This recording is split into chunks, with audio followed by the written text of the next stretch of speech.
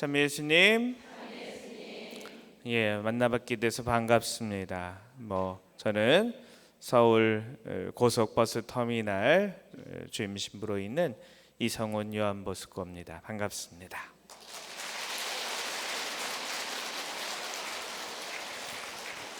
우리 노원지구는 낯설질 않아요. 노원에 제가 부주임 신부로 이성훈 신부님과 함께 지냈었고, 또 우리 월계동 성당에서도 올해까지 김인성 신부님과 함께 이렇게 지냈기 때문에 이렇게 낯설지를 좀 아는 것 같아요. 이렇게 환영해 주신 우리 지고 형제 자매님들이, 형제님 없죠? 네, 자매님들께 감사드립니다. 네, 우리 터미널 성당은 교적 수가 한 90명, 전체 신자 수가 300명이 안 되는 작은 성당입니다. 아마 우리 노원 대성전에 우리 성당 3개는 들어갈 거예요. 이렇게 작은 성당에 한 달 있었다고 이렇게 큰 성당 오니까 정신이 하나도 없네. 네. 여러분들 보이스피싱 받아보셨어요? 저도 오늘 받았습니다. 근데 받고 기분이 좋았어요. 되게 고맙더라고요. 그 이유가 제가 아침에 일어나서 오늘 강의할 걸 좀 정리하고 시간이 남더라고요. 이따가 깜빡 졸았어요. 근데 때마침 10시쯤에 보이스피싱 전화가 걸려왔습니다. 여보세요? 검찰청입니다. 딱 받고는 보이스피싱이구나. 근데 시계를 보니까 10시인 거예요. 제가 계속 잤으면 오늘 못 왔어요. 그래서 얼떨결에 아이고 전화해 주셔서 감사합니다. 그리고 끊었습니다. 기분 나쁜 전화고, 그렇죠? 잘못하면 재산을 잃어버릴 수도 있는 전화인데 오늘 같이 이렇게 받으니까 기쁘더라고요. 오늘 여러분들과 나눌 얘기가 바로 그겁니다. 삶을 기쁘게 만드는 방법. 똑같은 보이스피싱인데 받으면 기분 나쁠 때가 있고, 저처럼 꼭 필요할 때 오면 필요한 꼭 보이스피싱, 그것도 좀 웃기지만 저를 약속에 늦게 해주지 않은 어떤 은총의 계기가 되기도 합니다. 여러분들 지금 삶에서 힘든 게 무엇이 있어요? 왼수 같은 남편, 말 안 듣는 자녀, 또 참 모시기 힘든 어른들, 집안의 어른들, 아마 이런 것들이 나를 우울하게 만들고 삶을 힘들게 만든다라고 생각할지도 모르겠습니다. 또 그런 문제들이 없다면 나는 행복할 텐데 라는 어떤 잘못된 생각에 빠져 있을 수도 있어요. 그러나 진정 삶을 행복하게 만드는 것은 어떤 삶의 상태나 조건이 아닙니다. 그 상태와 조건을 해석하고 받아들이는 자기 자신의 마음가짐이 삶을 행복하게도 만들고 불행하게도 만든다라는 것이. 네, 저거 PPT 좀 켜주세요. 네, 뭐라고 써 있죠? 잘 보이시나요? 네, 좀 작아서 잘 안 보이실 수도 있는데, 신앙인의 삶, 오늘 여러분과 함께 나눌 주제입니다. 넘겨주세요. 신앙인과 종교인이라는. 여러분들 신앙인, 종교인 같은 단어 아닙니까? 라고 이야기할 수도 있어요. 그렇죠? 근데 이 두 단어는 비슷한 단어이지만 절대적으로 똑같은 단어가 아닙니다. 같은 단어라면 단어 하나만 남고 사라졌을 거예요. 그렇죠? 이 두 개가 서로 다른 내용을 가지고 있기에 신앙인과 종교인과 신앙인은 서로 구별이 됩니다. 그럼 먼저 무슨 차이가 있을까요? 신앙인과 종교인의 어떤 차이가 있을까? 한번 생각해 보십시오. 하나는 일반인이고 하나는 직업인인가? 뭐 이런 생각도 가능하고요. 첫 번째입니다. 그림이 어두워서 잘 안 보이실 텐데 제가 여주 신륵사에 잠시 머리를 식히러 이렇게 갔을 때입니다. 불당에 가만히 앉아 있는데 저는 성당에는 못 앉아 있겠는데 불당에 가면 1시간도 앉아 있어요. 중이 될 걸 그랬나? 네. 참새가 한 마리 포로로 날아오더니 그 부처상의 무릎에 앉습니다. 그러니까 거기서 법당에서 기도하고 예불 드리던 불자들이 막 손뼉을 치면서 좋아했어요. 아이고 저 미인물이 부처님께 공양 드리러 왔네. 예불 시간 마치고 어떻게 알아서 포로로 왔네. 다들 이렇게 기뻐하고 즐거워하더라. 어떻게 보면 신통방통해 보이죠, 그렇죠? 근데 이 참새는 왜 불상의 무릎에 앉았을까요?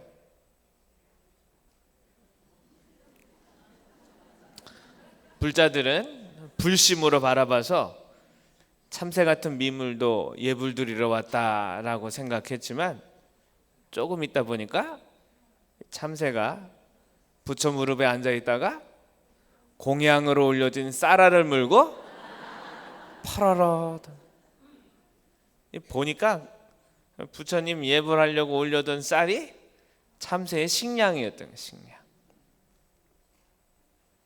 그걸 보고 저는 많은 깨달음을 얻었습니다. 내가 신앙을 갖는 이유가 혹시 제밥에 부처를 섬기고 부처가 되고 불심을 갖고 그렇죠? 사회상을 자비롭게 대하려는 마음보다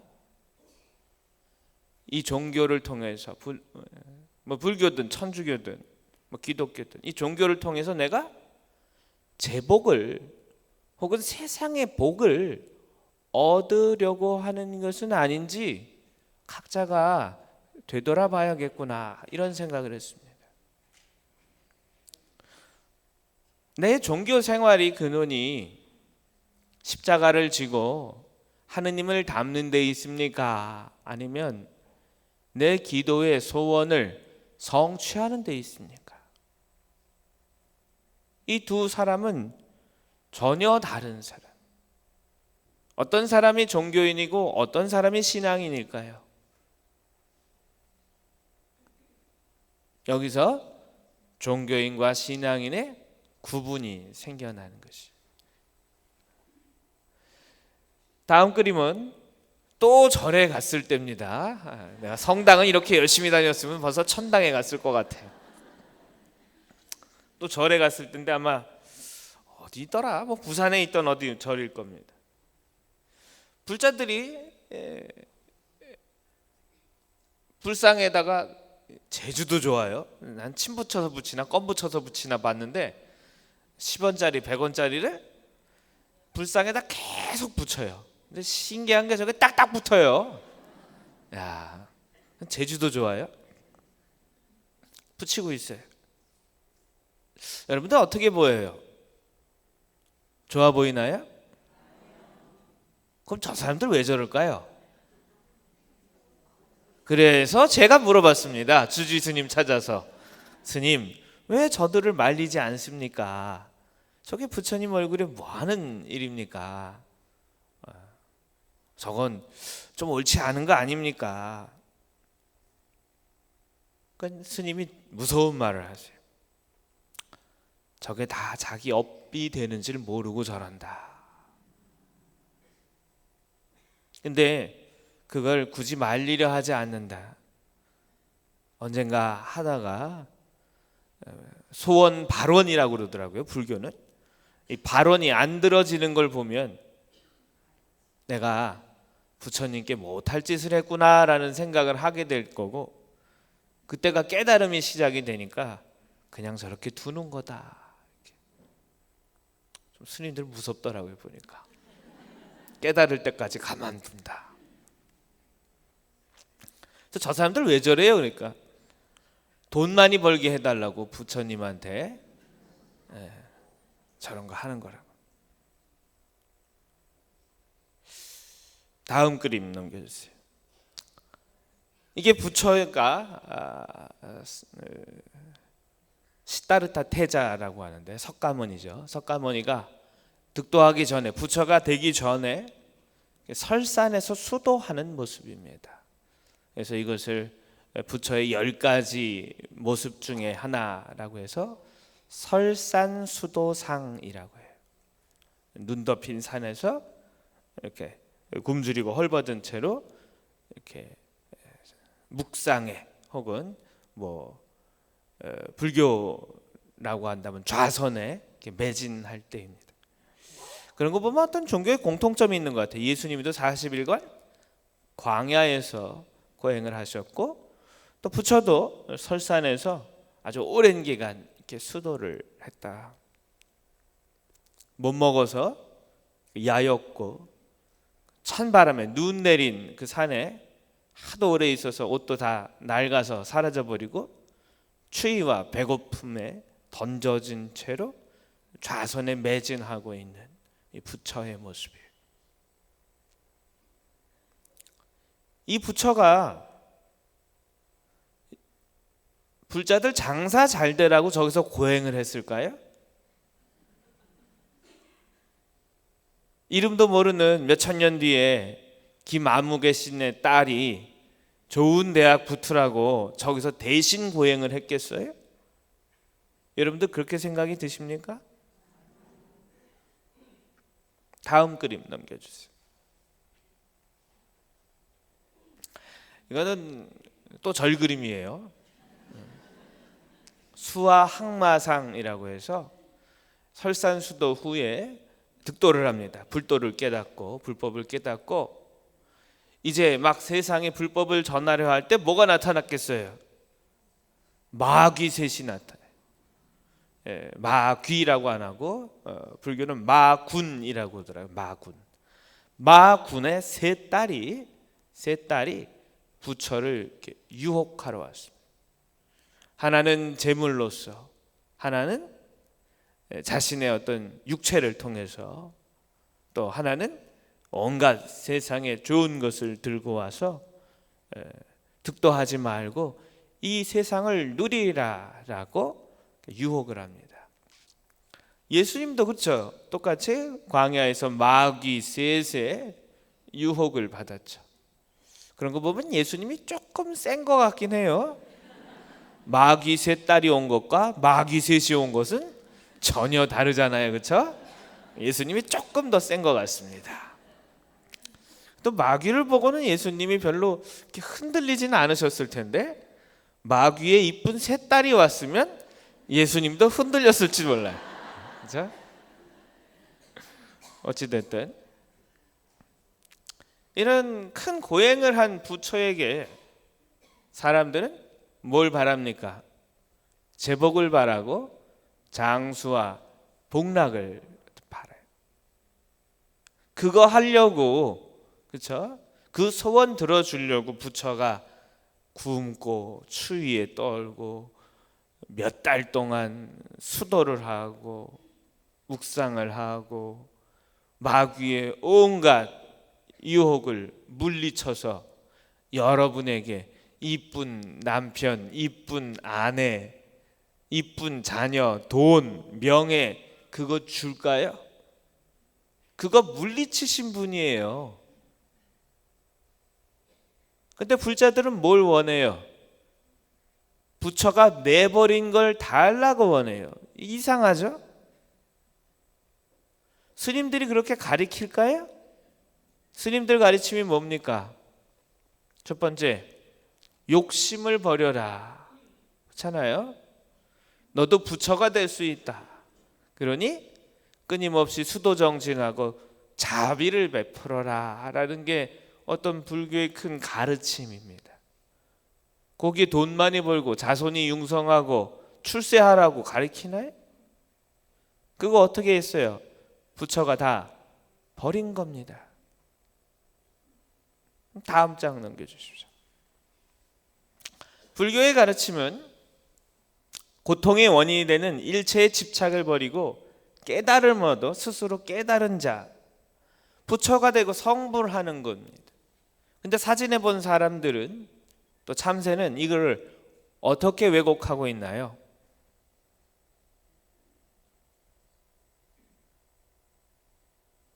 제가 왜 이렇게 불교 얘기를 잔뜩 가르쳐서 천주교 성당에서 얘기할까요?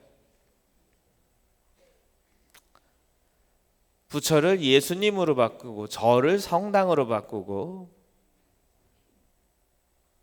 100원짜리 붙여놓은 걸 여러분들 봉원 촛대로 바꾸면 그게 누구 이야기예요? 내 얘기예요. 처음부터 성당 그림 갖다 놓고 얘기를 하면 여러분들 마음이 불편할까 봐 다른 종교의 똑같은 모습을 붙여넣기 해가지고 여러분에게 전해줬습니다. 예수님이 광야에서 유혹을 받으실 때 어떤 유혹을 받으셨어요?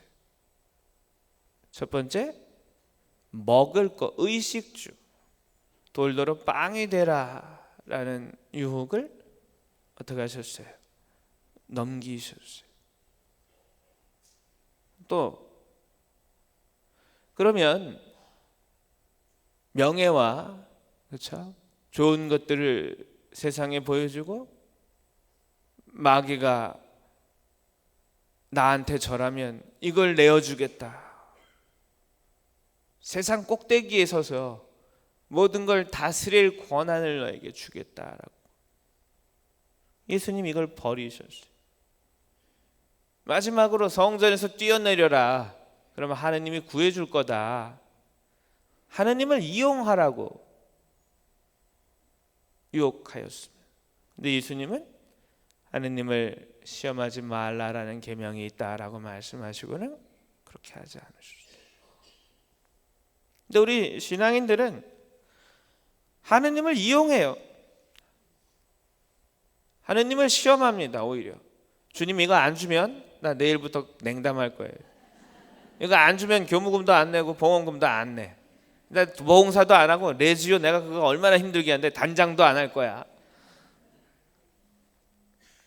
그리고 내 아들 이 세상 꼭대기에 서게 좋은 대학 가야 되고 좋은 회사 가야 되고 연봉 높아야 되고 남들한테 기죽으면 안 돼.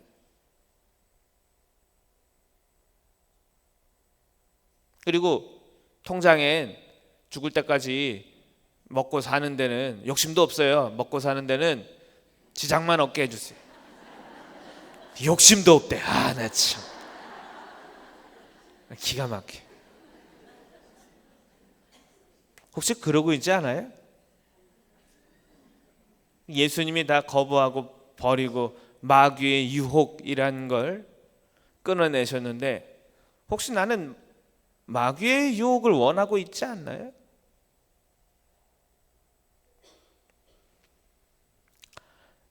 왜 이렇게 자꾸 안 넘어가요? 네. 예. 이거는 이제 작은 의자입니다. 이것도 또 절에 가서 찍은 거예요.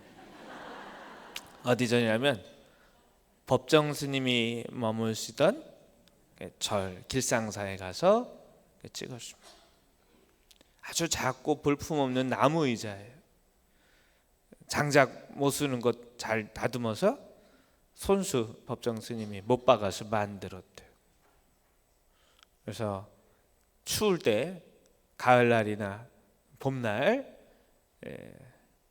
무언가 책을 읽고 또 하실 때 불 때면 낭비하니까 햇볕 앞에서 내놓고 그 책 읽으시고 참선도 하시고 생각도 하시고 글도 쓰시고 사람도 만나시고 그럴 때 쓰던 의자 저거 하나 남겨놓고 가셨어요. 법정 스님의 모습. 추우면 도시가스 왜 안 들어오나? 이 추위가 언제 물러가나? 우리는 그쵸? 전기장판을 꺼낼까? 이런 고민들을 하는데 법정 스님은 햇볕이 있으니까 햇볕으로 내가 나가면 되겠다. 그럼 뭐 버려진 나무 갖다가 의자 하나 만들면 되겠네.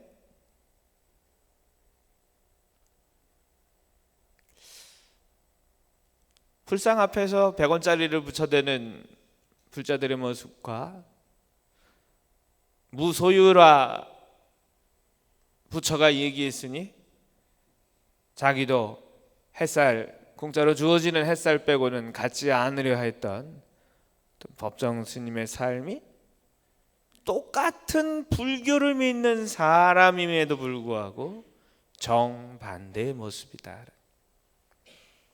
넘겨주십시오. 종교인, 사전을 보면 종교를 가진 사람이라고 합니다. 종교라는 것은 신이나 초자연적인 절대자 혹은 힘에 대한 믿음을 통하여 인간 생활의 고뇌를 해결하고 인간 삶의 궁극적인 의미를 추구하는 문화체계라고 학자들이 정의를 해놓았습니다. 되게 복잡해요. 어렵고. 그래서 제가 쉽게 얘기했어요.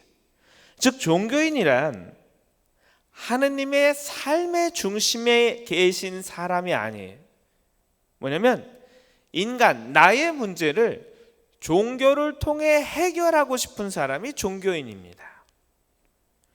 그래서 하느님을 도구로 부리는 사람이에요. 그게 종교인입니다. 하느님이 내가 주님 주님 하지만 사실은 내가 하느님의 주인님이에요. 하느님 이거 들어줘야 돼요. 하느님 이거 해줘야 돼요. 하느님이 이거 안 해야 돼요. 하느님이 이걸 안 했네. 나 삐졌어. 나 냉담할 거야. 하느님 당신이 어떻게 나한테 이럴 수 있어? 하느님 원망하고. 왜? 하느님이 내 도구이기 때문에.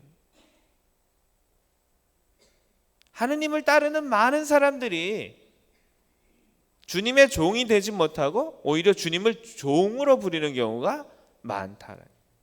종교인으로 사는 경우가 거의 대부분이다. 다음 장 넘겨주십시오. 그에 비해서 신앙인이란 신앙을 가진 사람, 신앙이란 초자연적인 절대자, 창조자 및 종교 대상에 대한 신자 자신의 태도로서 두려워하고 경건히 여기며 자비와 사랑, 의로움을 실천하는 행위입니다. 이것도 학자들이 신앙에 대해서 이렇게 정의해 놨어요. 나는 이렇게 어렵게는 잘 모르겠는데 쉽게 다시 얘기하면 신앙인이란 하느님이 자신의 삶의 중심에 계신 사람으로서 하느님의 뜻을 실천으로 이루어내려는 사람을 얘기합니다. 종교인은 어땠어요? 하느님이 삶의 중심이 아니라 누가 삶의 중심이에요? 나. 그리고 누구의 뜻을 이루려고 그래요? 나. 신앙인이란 내가 삶의 중심이 아니라 하느님이 중심에 있고 누구의 뜻을 실천하려고 그래요? 하느님의 뜻을 실천하려고. 그래서 결론적으로 자신이 도구가 됩니다. 하느님을 도구로 쓰지 않아요. 신앙인은. 이렇게 비슷한 듯 서로 정반대입니다. 자, 여러분은 신앙인입니까? 종교인입니까? 정말요? 지구장님 여기다 다 데려다 노예로 부리세요. 예. 하느님이 하겠대요. 예. 정말 신앙인으로 사셨어요? 그렇죠? 예. 내 양심을 들여다보면 내가 종교인일 때도 있고 기특하게 신앙인일 때도 있고 오늘은 여러분들이 기특하게 신앙인으로 모였어요. 하느님의 종이 되겠다고 도구가 되겠다고 구역반장한다고 모였잖아요. 그렇죠? 그러니까 오늘은 신앙인의 모습으로 여러분들이 앉아 있는데, 저 성당문을 나가면 종교인이 돼서 성모님한테 절하면서 아유 대학 수능 얼마 안 남았는데, 제가 그래서 반장도 한 거 아시죠? 우리는 자꾸만 이 두 가지를 순식간에 갈아입는다. 어떨 때는 신앙인의 모습으로, 어떨 때는 종교인의 모습으로. 그건 여러분들의 어떤 아픔이에요, 고통뿐만 아니라 성직자 수도자도 마찬가지예요. 어떨 때는 신부님들 보면 정말 거룩하게 저렇게 좋은 하느님의 종이다 싶은 면도 있지만, 속으로는 저 사람 왜 저래? 그렇죠? 있잖아요. 이해해 주세요. 그들도 우리들도 종교인일 때가 있어요. 사람 다 사람이에요, 다 사람. 근데 그때마다 좀 기도해 주시고, 또 그때마다 좀 부드럽게 깨우쳐 주셨으면 좋겠어요. 신부님이 여러분들한테 얘기할 때 막 세게 몰아치고, 예전에 젊을 때는 막 세게 말했는데 요즘엔 잘 못 그러겠어요. 착해졌는지 고생을 많이 해서 철이 났는지. 그래서 노원성당 분들은 제가 참 까칠한, 그렇죠? 이렇게 기억 많이 하실 텐데, 월계동 신자들은 좀 덜 까칠하게 기억을 하실 겁니다. 그래요. 부드럽게 누군가 인도해 주면 참 좋겠죠. 그래서 성직자들, 수도자들이 여러분들을 부드럽게 이끌길 바라고, 여러분들도 또 수도자들, 성직자들에게 좋은 말씀 드릴 일이 있으면 이왕이면 부드럽게 얘기하셨으면 좋겠어요. 결론적으로, 당신은 은총을 얻기 위해 기도합니까? 아니면 믿음대로 살고 있어서 은총을 얻습니까? 하나는 은총을 구걸하는 행동이고, 다른 하나는 은총이 나에게 찾아오는 겁니다. 어떤 사람이 신앙인이고 어떤 사람이 종교인이겠어요? 두 가지 중에? 은총을 얻기 위해 기도하는 사람? 이건 누구예요? 신앙인이에요, 종교인이에요? 신앙인? 종교인. 은총 때문에 믿는 거예요. 하느님께 얻어낼 게 있으니까. 근데 내가 믿음대로 살기에 은혜를 입는다. 그럼 뭐예요? 신앙인. 오늘 저는 깜빡 잠이 들었는데 믿음대로 살았기에 은혜를 입었어요.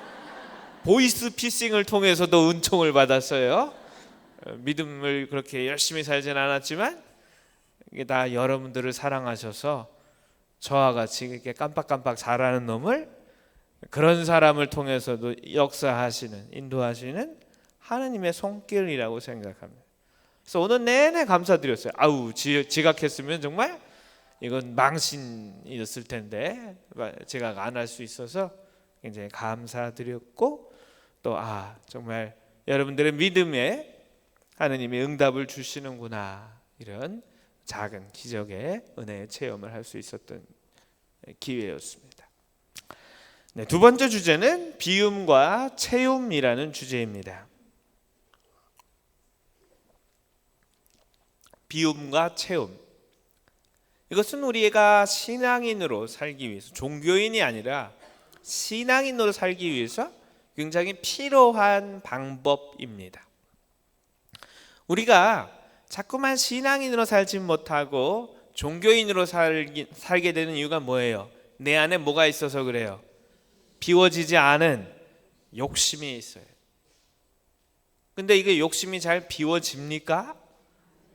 참 힘들어요. 저도 이제 마흔 중반이 됐는데 아직도 이쁜 처자들 가면 눈이 막 가려고 그래요. 아직도 안 비워져요. 제가 예전에 신학생 때 지구장님이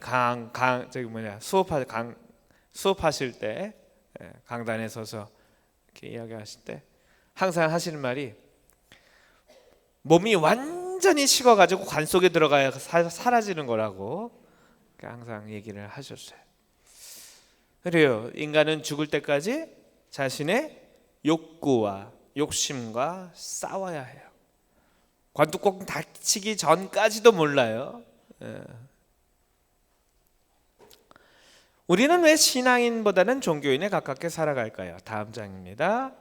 네, 삶에서 만나는 다양한 문제들 때문입니다.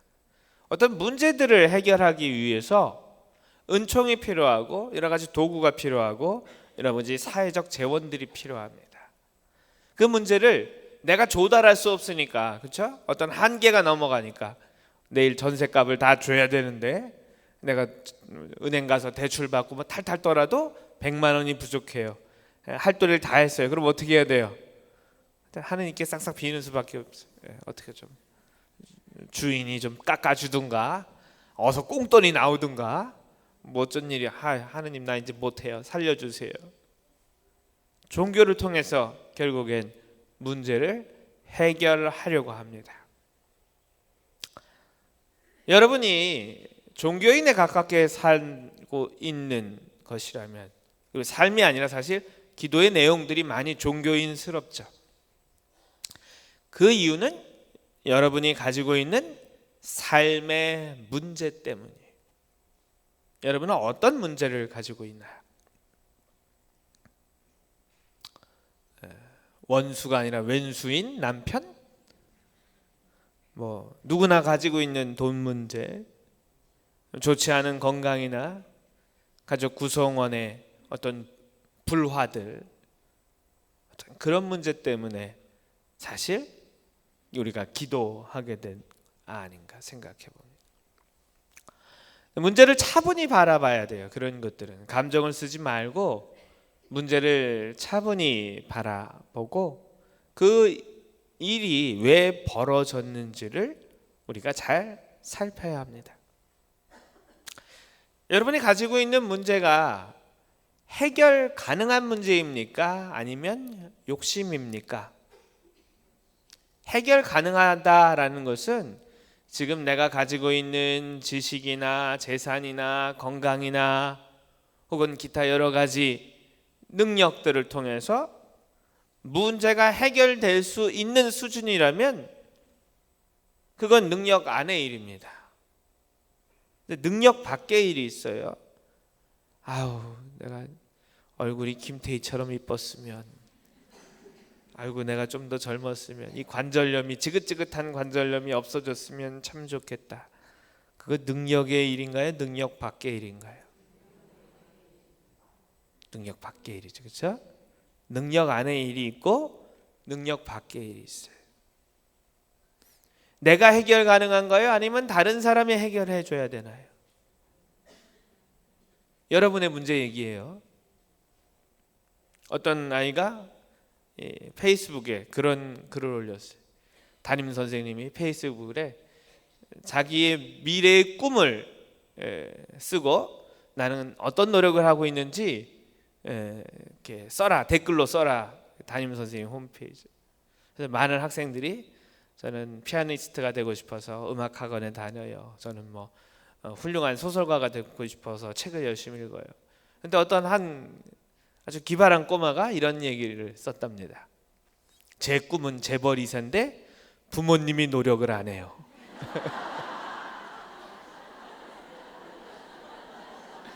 그래서 재벌 2세는 내가 노력 안 하잖아요. 부모님이 노력해야지. 담임 선생님이 그걸 보고 이거를 기발하다고 칭찬을 해줘야 되나 아니면 야단을 쳐야 되나. 제 꿈은 재벌 2세인데 부모님이 노력을 안 해요. 저도 그래요. 저 꿈은 재벌 2세인데 우리 부모님이 노력을 너무 안 하셨어요. 한평생. 너무 게을러. 부모가 게을러. 그거 누가 해결하는 문제예요? 나예요? 아니죠. 그거는 실현 가능한 능력 안에 있는가요? 능력 밖의 일인가요? 근데 우리는 다른 사람이 변하기를 바래요. 남편이 좀 더 잘해줬으면, 남편이 좀 변했으면, 자식이 좀 잘했으면, 뭘 했으면. 내가 변하기도 힘든데 남이 변하기는 얼마나 힘들겠고, 내 뜻에 딱 맞게 내 옷도 잘 못 고르겠는데 어떻게 남이 내 마음에 딱 들게 행동을 하겠어요? 그건 욕심입니다. 그것이 필수적인가요? 아니면 부가적인가요? 여러분들 기도의 내용을 한번 잘 보세요. 정말 없으면 안 되는 것들 있죠. 그렇죠?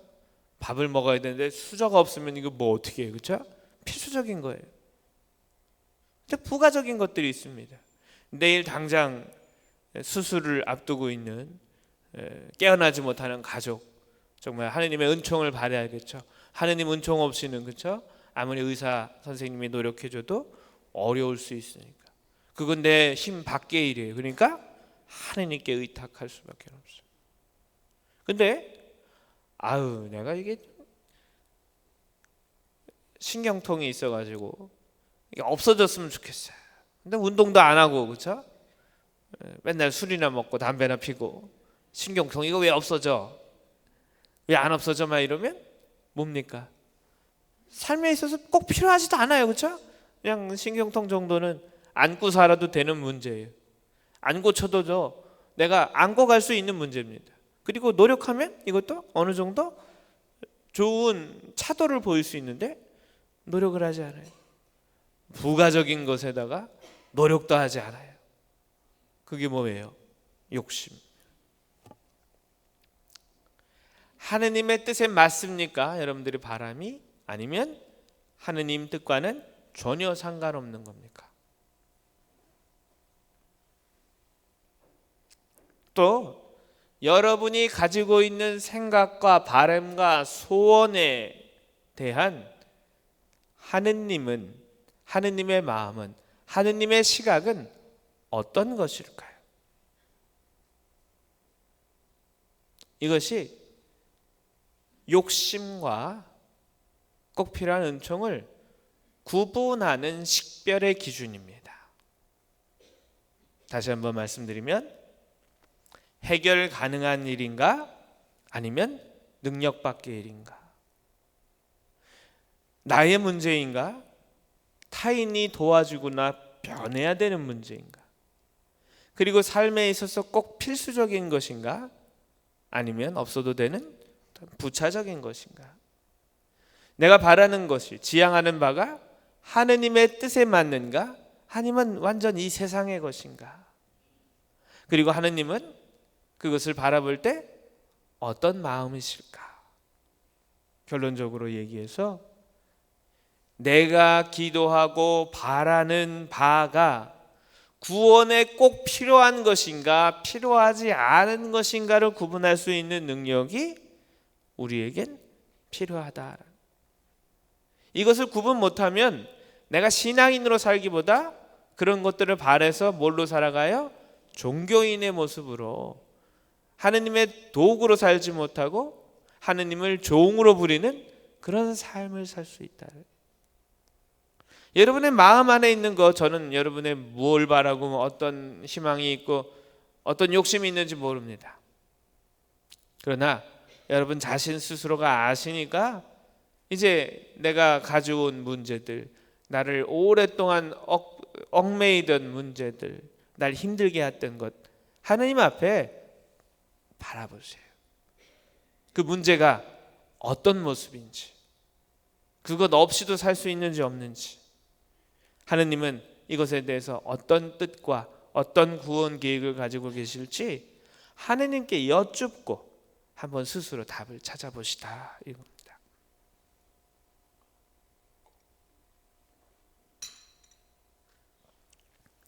비울 것과 채울 것을 구별하는 것, 이것을 아까 전에 말했던 식별이라고 합니다. 다음에 성경 구절을 묵상해 봅시다. 예수님께서 그에게 이르셨다. 내가 완전한 사람이 되려거든 가서 너희의 재산을 팔아 가난한 이들에게 주어라. 그러면 내가 하늘에서 보물을 차지하게 될 것이다. 그리고 와서 나를 따라라. 그러나 그 젊은이는 이 말씀을 듣고 슬퍼하며 떠나갔다. 그가 많은 재물을 가지고 있었기 때문이다. 예수님께서 제자들에게 말씀하셨다.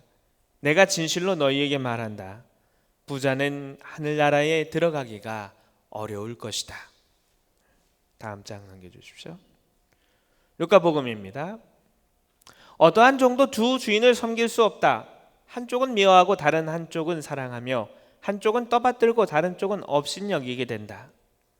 너희는 하느님과 재물을 함께 섬길 수 없다. 뭐 성경에 지어낸 말이 아니라 예수님의 말씀이에요. 행복하여라 가난한 사람들, 하늘나라가 너희의 것이다.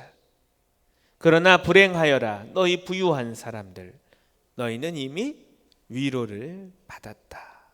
다음 장 넘겨주십시오. 단연코 가난은 세상에서 가장 완벽한 비움의 형태입니다. 굉장히 어려운 말이에요. 가난과 궁핍은 구별이 돼야 돼요. 어떤 궁핍과 빈곤은 세상에서 몰아내야 할 어떤 악입니다. 궁핍이 있고 빈곤이 있는 이유는 사람들이 세상에 충분히 자선을 베풀지 않기 때문에, 그들이 노력을 안 해서 세무제도가 잘못돼서 대통령이 박근혜여서 뭐 그런 게 이유가 아니라는 거예요. 누구의 자선이 부족해서? 나의 자선이 부족해서 세상에 가난한 사람들이, 내가 해야 할 하느님의 종으로서 살아야 할 의무를 다하지 않으니 세상이 아픈 겁니다.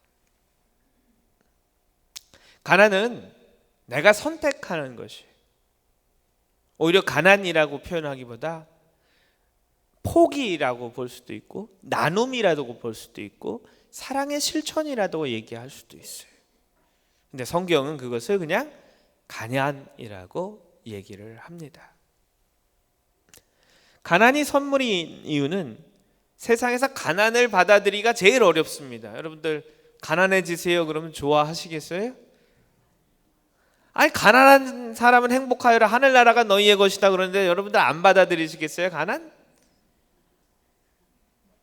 좀 가난해지세요. 하늘나라가 여러분의 것이 돼요. 안 하려고 그러죠. 그래서 그게 내 고집인 거예요.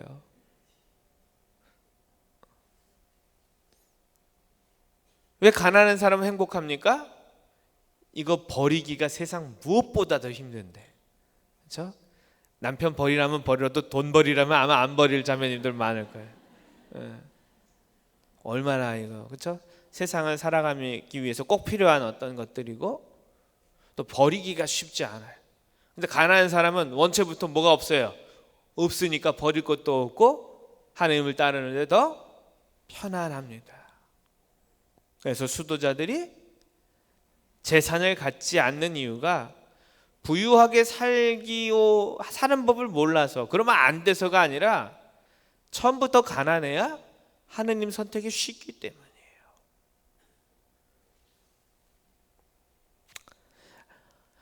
가난은 빈곤과는 다릅니다. 빈곤은 타파해야 할 인간의 삶의 악한 부분이죠.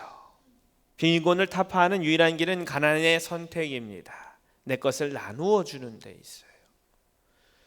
부요함은 빈곤을 타파하지 못합니다. 세상이 더 부자가 되고 세상이 세금을 더 걷어서 국가가 부자가 되면 가난이 없어질 것 같죠? 부는 뭐예요? 그냥 쌓아 놓는 게 목적이에요. 거두면 거둘수록 국가가 부자는데도 가난한 사람은 사라지지 않는 게 현실입니다. 예수님께서는 내어주기 위해서 가난하게 오셨고 오죽 갈 데가 없어서 말 밥통, 말 밥그릇, 구유에 누워주셨고 포대기에, 옷도 없어서 포대기에 쌓여. 다음, 그러면 우리가 진짜 비워야 할 어떤 마음의 내용, 그것은 무엇입니까? 우리가 처음에 살펴봤던 우리의 영적 식별의 기준에 맞지 않은 내 능력 밖의 일, 남이 해줘야 되는 일, 꼭 필요하지 않은 것들에 대한 집착, 노력하지 않는 게으름, 이런 것들을 비워내야 해야 한다. 비워내야 한다. 그런데 이게 참 어려워요. 제가 직접 나눔을 실천해 봤습니다. 어려운데 돈 100만 원도 줘보고 아깝더라고요. 100만 원이면 내가 하고 싶은 거, 물건, 아끼던 거, 내가 맨날 백화점 가서 이렇게 보기만 하던 거 당장 살 수 있는데, 그쵸? 나누는 거 아까워요. 본전이 생각나요. 그러면서 하느님께 저는 좋은 일 했으니까 하느님 저한테 좀 은총도 주시고 또 제가 하는 사목에 축복도 좀 주시고 교우들이 좀 마음도 착해지고 좀 성당도 좀 많이 오고 교무금도 좀 많이 내고 그랬으면 좋겠어요. 내가 욕심을 버리겠다고 나눔을 하면서 뭘 또 가져와요? 다른 욕심을 가져와요. 이래서는 안 되겠더라고요. 그러면 어떻게 하면 이 비움이 가난을 선택하는 것이, 나눔을 선택하고 이 세상에 자선을 베푸는 게 본전 생각 안 나고 기쁘게 될 수 있을까요? 다음 장 넘겨주십시오. 우리의 욕심은 구멍난 항아리 같습니다. 아무리 물을 갖다 부어도 우리 마음이 구멍나 있어서 다 흘러나가요. 우리 교우분들은 그런 거 좀 별로 없어 보이는데 명품 백 하나 딱 생겼어요. 생기면 친구들한테 자랑해야죠, 그렇죠? 핸드폰 떡 찍어가지고 커피 한 잔 하는데 명품백이 옆에 있고 그런 사진 이제 올리고 은근히 자랑하고. 그거 얼마나 가요? 다음 달에 신상 나오면 구형돼서 확실히 강남 아줌마들이 더 빠른 것 같아요. 막 하하하하 웃는데 별로 관심이 없으셔서, 욕심들이 없으셔서 그래요. 어쨌든 좋은 물건, 그렇죠? 그것이 주는 만족도 얼마나 가나요? 오래 안 가요. 그렇죠? 오래 안 가요.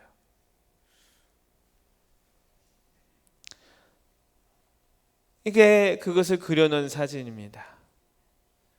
예수님이 아무리 나라는 항아리에 은혜를 쏟아 부어도 끊임없이 줄줄줄줄 새나가요.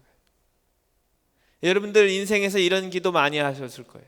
주님, 이번 한 번만 꼭 들어주시면 제가 열심히 살겠습니다. 이번 한 번만이란 거 도대체 몇 번 얘기하셨어요? 이거 한 번이 왜 이렇게 많냐? 예수님이 그러지 않으세요? 자, 다음 장 넘겨주십시오. 비움을 가능하게 하는 것은 비움 자체가 아니에요. 내가 덜어내야, 그렇죠? 비워지는 게 아닙니다. 이거는 우리가 이해를 잘 해야 해요. 오히려 채움이 비워지게 만들어요. 우리가 욕심을 채 버리지 못했다면 그건 내가 욕심을 버리지 못하는 그런 못된 마음, 욕심이 가득한 나이기에 그게 안 됐던 것이 아니라 채워지지 않아서 비우지 못하는 거예요. 이걸 잘 생각을 하셔야 됩니다. 이 부분을 잘 신부님들이 얘기를 안 해주시니까 자꾸만 신앙인으로 살지 못하고 종교인으로 살아가게 되고, 괜히 하나님께 기도하면서 죄의식이 느껴요. 맨날 하나님께 빌기나 하고 나도 참 염치 없다. 이번 한 번뿐이라고 내가 도대체 몇 번째지? 괜히 하나님 앞에 위축되고. 유리컵을 하나 상상하십시오. 그리고 거기에 물을 담습니다. 그리고 아주 예쁜 빨간색 잉크를 풀어서 투명하게 보이는 빨간 맑은 아름다운 유리컵을 생각해 보시죠. 자, 이제 이 유리컵에 손을 대지 않고 그 빨간 물을 비워 보십시오. 여러분들 어떻게 할 거예요? 손대지 않고 이 유리컵에 빨간 물을 빼버리려면 책상을 발로 걷어차는 방법도 있겠고, 아들을 부르면 돼요. 아들, 이거 비워. 그래도 되고. 한 주전자 맑은 물을 부어버리면 빨간 물이 어떻게 해요? 다 빠져나가요. 아무리 컵 안에 든 물이 새빨개도 한정없이 쏟아지는 물이면 그 빨간 게 다 빠져나간다. 그러니까 여러분이 비우지 못하는 것은 뭐예요? 받지 못해서 못 비운 겁니다.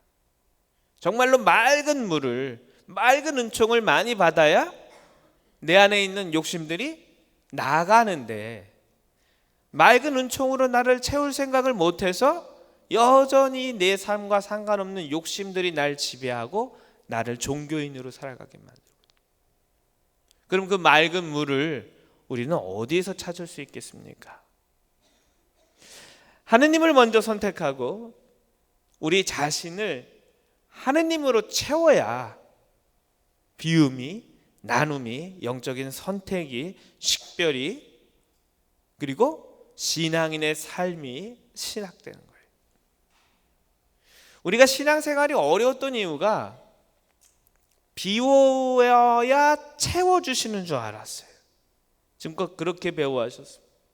아유, 내가 욕심을 버리고 내가 지난 날에 잘못된 삶을 버려야 하나님이 어이구 그래 너 회개에 있으니까 웰컴이다, 은총 받아라. 이게 우리의 신앙생활인지 착각했다. 하나님은 다양한 방법을 쓰시는 분이에요.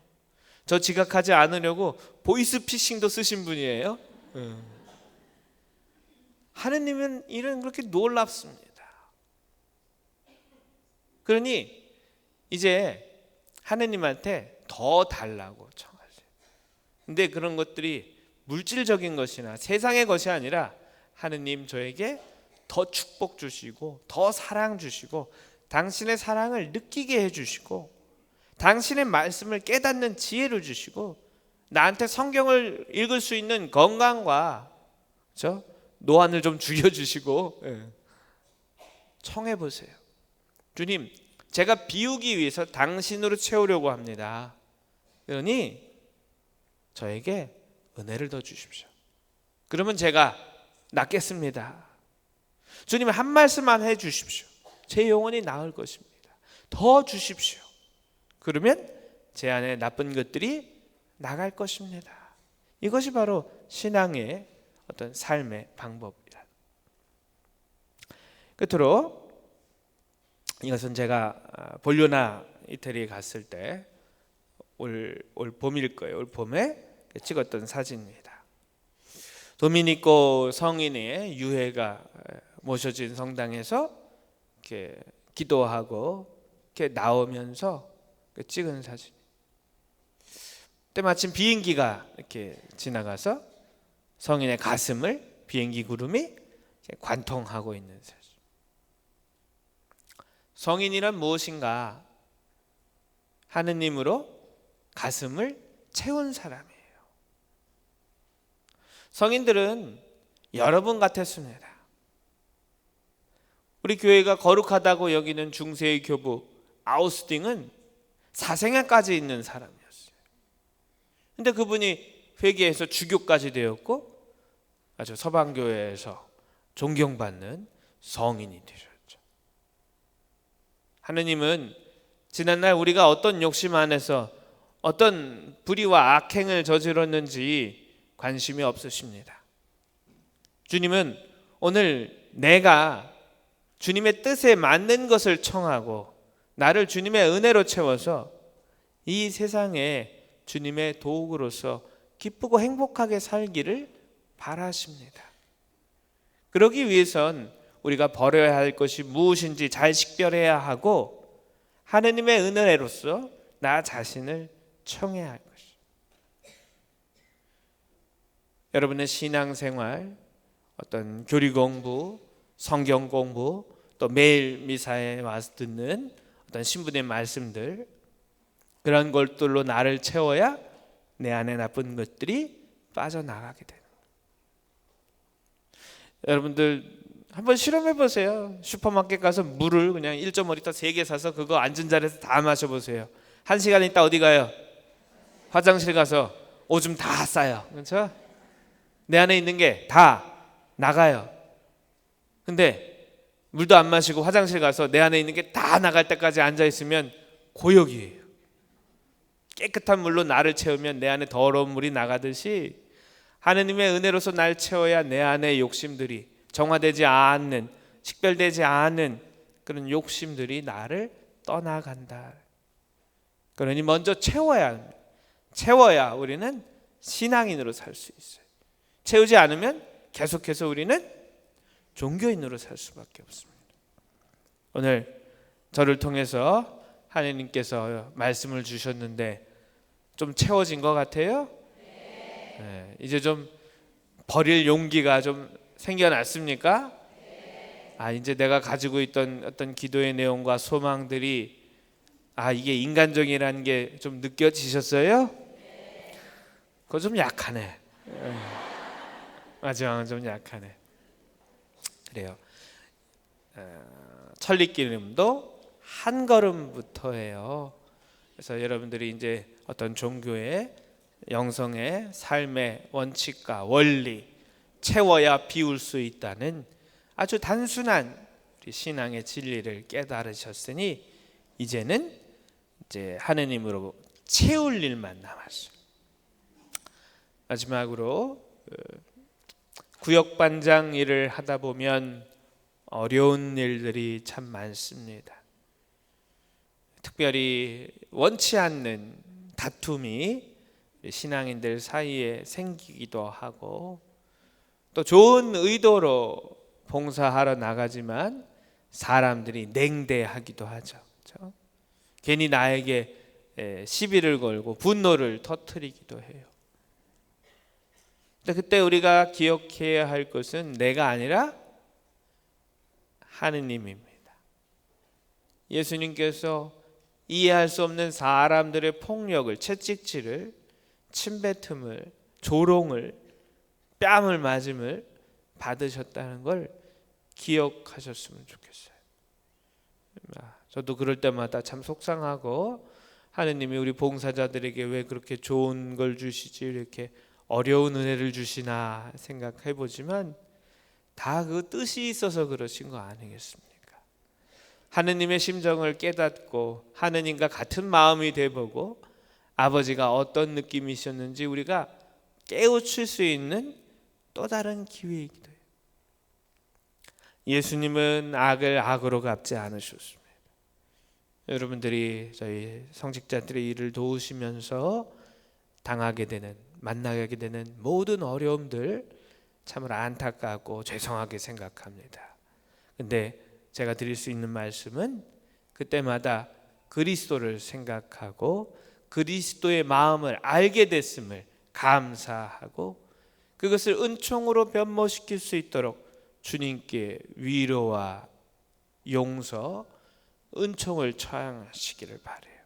그럼 여러분들이 훨씬 더 강한, 훨씬 더 아름다운 신앙인의 모습으로 될 것이라 생각이 듭니다. 여러분들의 봉사와 또 사랑에 언제나 감사드리고 여러분의 신앙에 하느님이 많은 축복을 주셔서 여러분들과 여러분들의 가정에 하느님의 평화가 가득하기를 기도합니다.